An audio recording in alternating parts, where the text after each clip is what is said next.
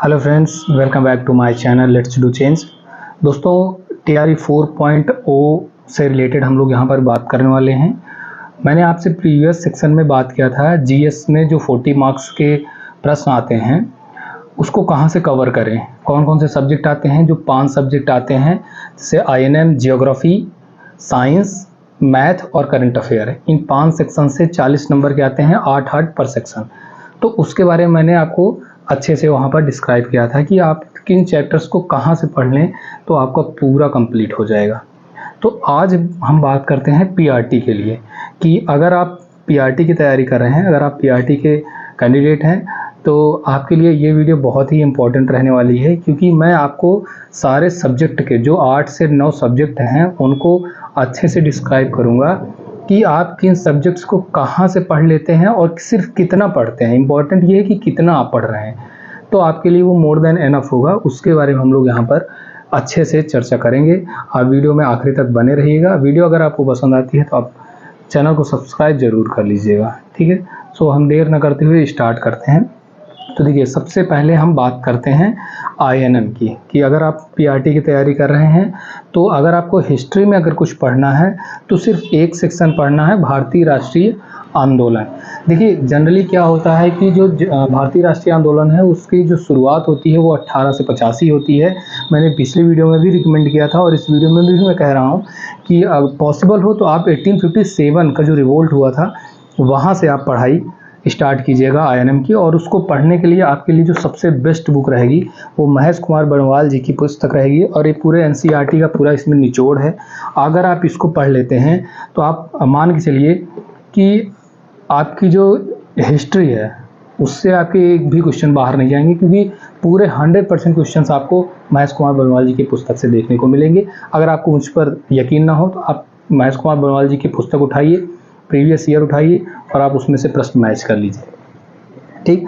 तो ये तो हो गई INM की बात। और इसके अलावा अगर आप PRT की तैयारी कर रहे हैं तो मैंने आपको कल एक चीज़ डिस्क्राइब किया था GS में, वही सेम चीज़ आपको यहाँ पर करना है कि आप 10th की NCERT लीजिएगा और उसमें भारत में राष्ट्रवाद नामक चैप्टर है, इसको आप अच्छे से पढ़ लीजिएगा। और 12th की NCERT लीजिए और उसमें से महात्मा गांधी और राष्ट्रीय आंदोलन नामक चैप्टर है, आप इन सिर्फ 2 चैप्टर्स को पढ़ लीजिए।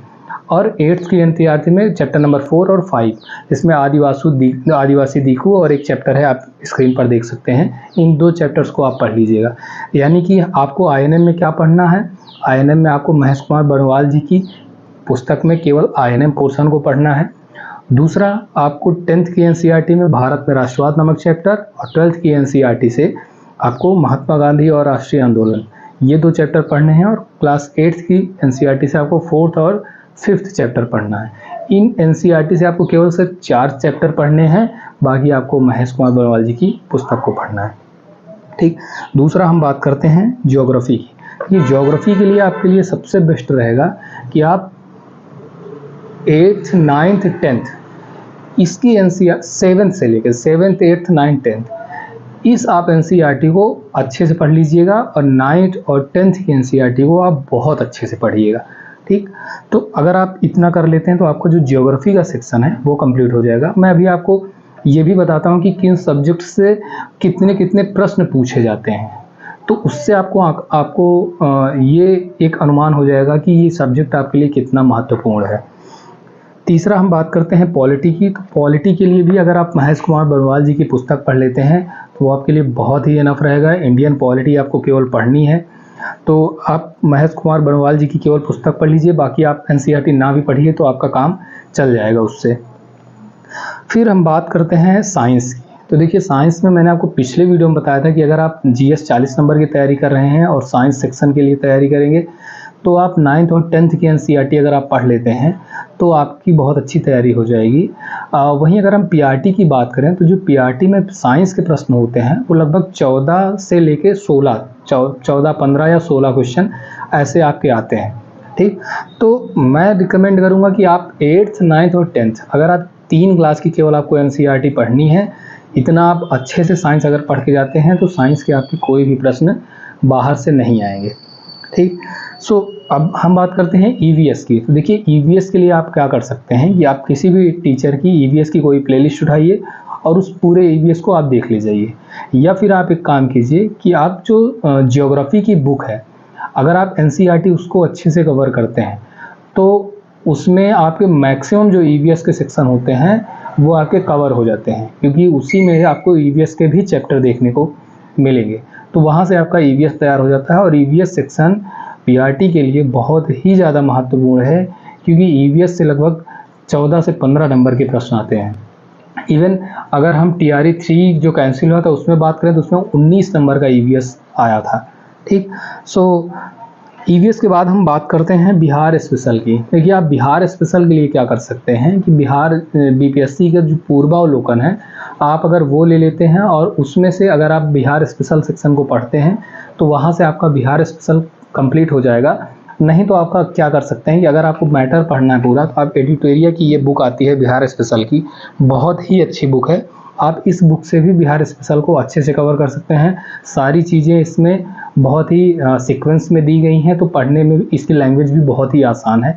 सो मैंने पढ़ी है तो मेरा ये एक्सपीरियंस है कि आप इस बुक को भी आप ले सकते हैं, या आप बीपीएससी का पूर्वावलोकन ले लें, उससे आप कर सकते हैं।